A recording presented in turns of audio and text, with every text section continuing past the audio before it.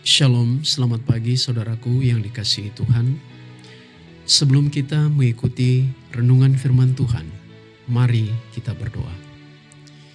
Ya Tuhan kami yang ada di sorga, kami datang kepadamu, memohon urapan Kuasa Roh Kudus, agar firman-Mu yang kami pelajari boleh menjadi berkat dalam kehidupan kami. Di dalam nama Yesus kami sudah berdoa. Amin. Judul renungan kita pada pagi hari ini ialah Hakim dari Semua Orang. Ayat intinya terdapat di dalam Injil Matius 22, ayatnya yang ke-14. Sebab banyak yang dipanggil, tetapi sedikit yang dipilih. Ketika tuan rumah pergi ke pasar dan menemukan orang-orang yang tidak bekerja, dia berkata, "Mengapa kamu berdiri di sini menganggur sepanjang hari?" Dan jawaban mereka adalah, "Karena tidak ada orang yang mempekerjakan kami." Tak satu pun dari mereka yang dipanggil pada sore hari ada di sana pada pagi harinya. Mereka tidak menolak panggilan itu. Mereka yang menolak dan kemudian bertobat. Tindakan yang baik untuk bertobat, tetapi tidak aman untuk meremehkan panggilan belas kasihan yang pertama. Tuhan menuntut agar api kudus digunakan dalam pelayanannya.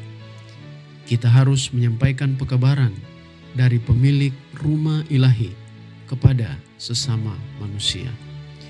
Ini akan mengesankan hati.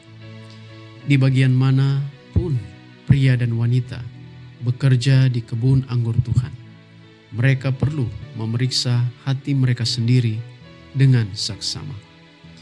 Jika mereka cenderung meninggikan diri sendiri dan merendahkan orang lain, hati mereka perlu diubah sampai mereka tidak lagi menempatkan penilaian mereka sendiri atas pekerjaan mereka dan pekerjaan orang lain.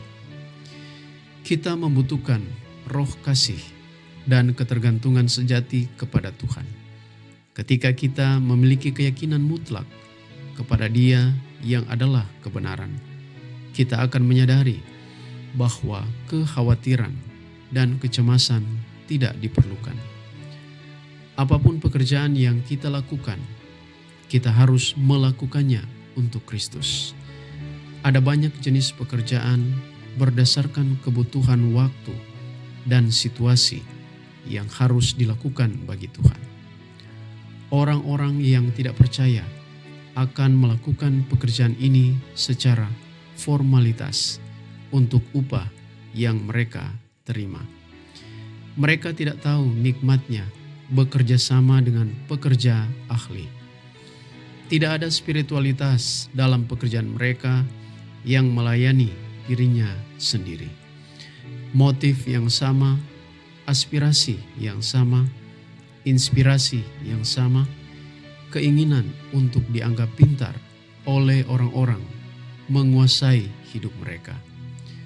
Orang seperti itu mungkin menerima pujian dari manusia, tetapi tidak dari Tuhan. Mereka yang benar-benar dipersatukan dengan Kristus tidak bekerja untuk upah mereka sendiri. Dengan bekerja bersama Tuhan, mereka tidak berusaha untuk meninggikan diri sendiri. Pada hari besar terakhir, keputusan-keputusan akan dibuat yang akan menjadi kejutan bagi orang banyak. Penilaian manusia tidak akan mendapat tempat dalam keputusan tersebut. Kristus dapat dan akan mengadili setiap kasus, karena semua penghakiman telah diserahkan kepadanya oleh Bapa. Dia akan menaksir nilai dari setiap pelayanan yang tidak tampak pada pandangan manusia. Hal-hal yang paling rahasia terbuka bagi matanya yang melihat segala sesuatu. Ketika hakim dari semua orang melakukan penyelidikannya. Banyak dari mereka yang ditempatkan manusia di posisi pertama akan ditempatkan di posisi terakhir, dan mereka yang telah ditempatkan di tempat rendah oleh manusia akan dikeluarkan dari barisan dan dijadikan yang pertama. Review and Herald 31 Juli 1900.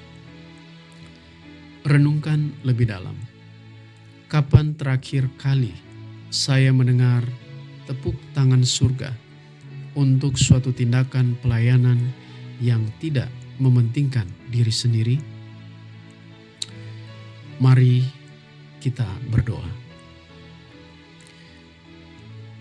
Terima kasih Tuhan untuk firman-Mu. Biarlah roh kerendahan hati akan selalu nampak di dalam kehidupan kami. Agar di dalam pekerjaan Kristus yang kami lakukan, biarlah nama Tuhan yang akan selalu ditinggikan. Terima kasih ya Tuhan untuk firman-Mu. Di dalam nama Yesus kami sudah berdoa. Amin.